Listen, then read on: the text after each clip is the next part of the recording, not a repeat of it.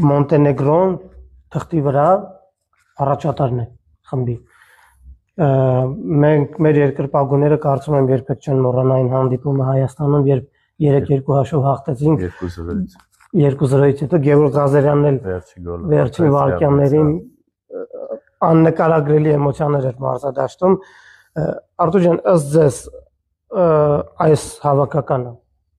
կարող է հաղթել այս Մոնտենեգրոյին։ Իհարկե, ես դրա համար ասեցի, մենք ունենք այսօր շատ պոտենցիալով լավ ֆուտբոլիստներ, որակապես լավ ֆուտբոլիստներ, ուղղակի պետքա խաղանք որպես թիմ ու հաստատ մենք կարող ենք հաղթել, որովհետև նույնը այդ խաղում շատ լավ նշեցիր,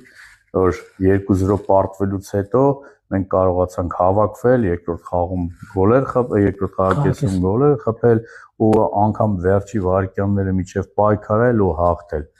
Իհարկե, Մոնտենեգրոն թղթի վրա առաջատարն է խմբի։ Մենք մեր երկրպագուները կարծում եմ երբեք չեն մոռանա այն հանդիպումը Հայաստանում, երբ 3-2 հաշվով հաղթեցինք 2-0-ից հետո Գևորգ Ղազարյանն էլ վերջին վայրկյաններին աննկարագրելի էմոցիաներ էր մարզադաշտում։ Արտուր ջան, ըստ ձեզ այս հավաքականը կարող է հաղթել այս Մոնտենեգրոյին։ Իհարկե, ես դրա համար ասեցի, մենք ունենք այսօր շատ պոտենցիալով լավ ֆուտբոլիստներ, որակապես լավ ֆուտբոլիստներ, ուղղակի պետքա խաղանք որպես թիմ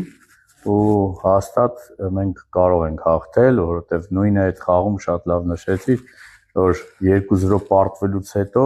մենք կարողացանք հավաքվել, երկրորդ խաղում գոլեր խփել, երկրորդ խաղակեսում գոլեր խփել ու անգամ վերջի վայրկյանները միջև պայքարել ու հաղթել։ Իհարկե,